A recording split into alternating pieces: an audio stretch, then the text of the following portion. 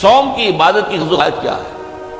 یا ایھا الذین آمنوا کتب علیکم الصیام کما کتب علی الذین من قبلکم لعلکم تتقون، اے ایمان والو تم پر بھی روزہ فرض کیا گیا ہے جیسے کہ تم سے پہلے لوگوں پر کیا گیا تھا، تاکہ تمہارے اندر تقویٰ پیدا ہو جائے۔ تقویٰ کسے کہتے ہیں؟ لفظی معنی ہے بچنا، گناہ سے بچنا، حرام کام سے بچنا، حرام چیز کھانے سے بچنا، حرام خوری سے بچنا، حرام کاری سے بچنا، یہ بچنا۔ وقا یقی کے معنی ہے بچانا، وقنا عذاب النار، ہم دعا مانگتے ہیں اے اللہ ہمیں آگ کے عذاب سے بچا لے، تو وقا یقی بچانا، اتقا یتقی بچنا، خود بچنا، تاکہ تم بچ سکو، تمہارے اندر تقویٰ پیدا ہو جائے، تم اللہ کی نافرمانی سے بچو، گناہوں کے ارتکاب سے بچو، حرام خوری سے بچو، اس لیے تمہارے اوپر روزہ فرض کیا گیا۔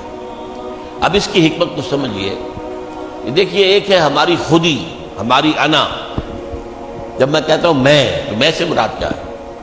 یہ ہاتھ میرا ہے، یہ پاؤں میرے ہیں، یہ آنکھیں میری ہیں، یہ سر میرا ہے، یہ جسم، میں کون ہوں؟ میں کی حقیقت ذرا مختلف ہے، انا، خودی، سیلف۔ ایک ہے ہمارا حیوانی وجود، اس حیوانی وجود میں وہی سارے تقاضے موجود ہیں جو حیوانات کے اندر ہیں۔ ہر حیوان کھانا جو ہے اسے چاہیے، انسان کو بھی چاہیے۔ ہر حیوان میں نسل کشی کے لیے شہوت کا مادہ ہے، ہمارے اندر بھی ہے۔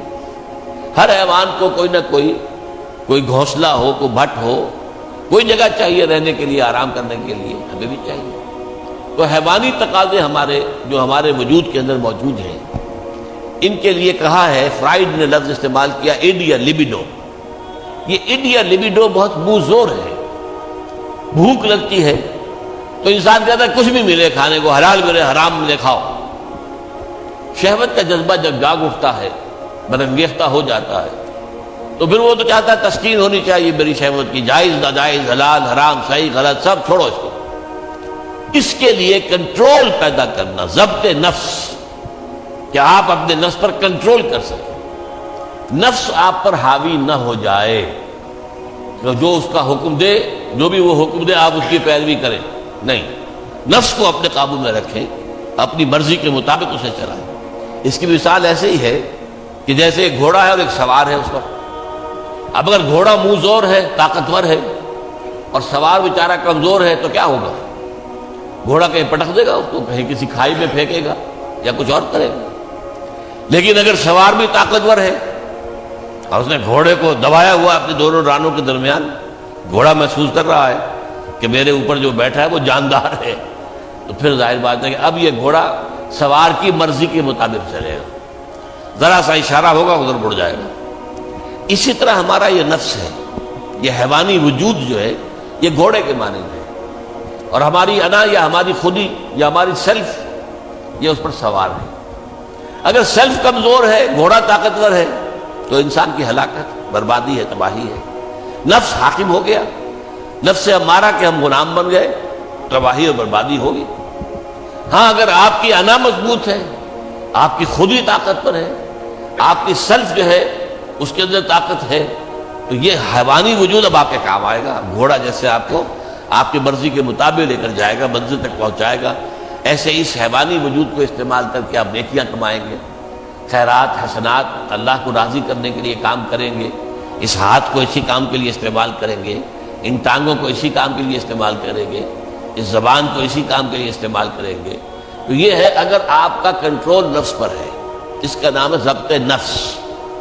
اور یہاں میں تھوڑا سا اشارہ کر دوں کہ ایک اور نفس بھی آتا ہے، نفس کشی، نفس کو مار دینا۔ انگریزی میں اس کے لیے لفظ ہے سیلف اینیہیلیشن۔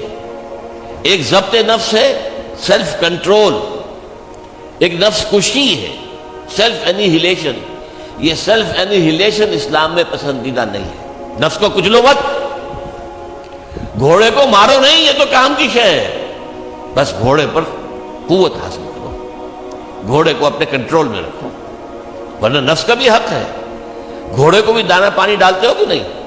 تمہارے نفس کا بھی حق ہے۔ وَإِنَّ لِنَفْسِكَ عَلَيْكَ حَقًّا وَإِنَّ لِزَوْجِكَ عَلَيْكَ حَقًّا وَإِنَّ لِزَوْرِكَ عَلَيْكَ حَقًّا۔ تم پر تمہارے اپنے نفس کا بھی حق ہے، تم پر تمہاری بیوی کا بھی حق ہے، تم پر تمہارے جو ملنے کے لیے لوگ آئیں، ملاقاتی ہوں، زیارت کرنے کا، ان کا بھی حق ہے۔ اس نفس کا بھی حق ہے، اس اس نفس کا بھی حق اسے ادا کرو، لیکن حلال، حرام نہیں۔ یہ حرام اور حلال کے فرق کے لیے ضبط کی ضرورت ہے، کنٹرول کر سکتے۔ اس کنٹرول کے لیے روزے کی ایک مشقت کہہ لیں یا مشق کہہ لیں، یہ مشق ہے کہ آپ نے سال میں یہ 30 دن یا 29 دن میں شدید بھوک کے باوجود حلال چیز بھی نہیں کھائی، کھانا موجود ہے، شدید پیاس ہے۔ فرض کیجئے کہ آپ عین دوپہر میں دفتر سے یا کہیں کالج سے آپ آئے ہیں اور گھر پہنچے ہیں تو شدید پیاس کی وجہ سے جب وہ موسم آ جائے گا جون کا اور مئی کے روزے جو ہیں تو تب معلوم ہوگا کہ روزہ کہتے کسے ہیں۔ ابھی تو ہم کچھ دنوں سے عادی ہو گئے، سردی میں روزے تھے، روزہ کچھ کہتا ہی نہیں تھا۔ اب بھی ذرا ہے، کچھ تھوڑا سا رنگ دکھا رہا ہے، لیکن اکتوبر کا مہینہ ہے، اس میں وہ گرمی تو نہیں ہے نا۔ لیکن ہو سکتا ہے کہ اس وقت اگر روزہ ہو تو گلے کے اندر کانٹے پڑے ہوئے ہوں گے پیاس کی وجہ سے، اور گھر میں پہنچے تو معلوم ہے پانی موجود ہے، فریج موجود ہے، ٹھنڈا پانی موجود ہے، برفاب اور بھی ڈرنکس موجود ہیں، روح افزا کی بوتل رکھی ہوئی ہے، نہیں پینی۔ کیوں؟ اللہ کی اجازت نہیں۔ یہ مشق آپ 30 دن کریں گے تو اس سے توقع ہے کہ آپ کے اندر یہ صلاحیت پیدا ہو جائے کہ بقیہ 11 مہینے حرام تو نہ کھائیں، ایک مہینے حلال بھی نہیں کھایا اللہ کے حکم کی وجہ سے، تو حرام اللہ نے کیا ہے نا، اللہ کا حکم ہے۔ 11 مہینے یہ تقویٰ پیدا ہو جانا چاہیے، یہ طاقت تمہارے اندر پیدا ہونی چاہیے، یہ صلاحیت پیدا ہونی چاہیے کہ حرام میں منہ مت مارو، حرام سے اجتناب کرو۔ یہی وجہ دیکھیے، ذرا کڑوی بات آپ کو سنا رہا ہوں۔ فرض کیجئے ہیں روزے کی حالت میں آپ حرام کام کر رہے ہیں، کھانا تو نہیں کھا رہے، جھوٹ بول رہے ہیں تو حرام کام ہے، سودی کاروبار کر رہے ہیں حرام کام ہے، رشوت لے رہے ہیں یا دے رہے ہیں حرام کام ہے۔ عین روزے میں اگر یہ کام ہو رہا ہے تو پھر یہ روزہ بے معنی ہے۔ صرف کھانا پینا چھوڑ دیا تم نے، روزہ تو نہیں رکھا، یہ روزہ تو نہیں۔ حضور کی 2 حدیثیں آپ کو سنا رہا ہوں۔ من لم یدع قول الزور والعمل به، جس شخص نے جھوٹ بولنا اور جھوٹ پر عمل کرنا نہیں چھوڑا، فلیس للہ حاجۃ ان یدع طعامہ وشرابہ، تو اللہ کو کوئی ضرورت نہیں ہے کہ وہ کھانا پینا چھوڑ دے۔ جھوٹ بولنا نہیں چھوڑا عین حالت صوم میں، تو یہ صوم نہیں ہے، فاقہ ہے۔ تم نے کھانا پینا چھوڑ دیا، بس روزہ نہیں۔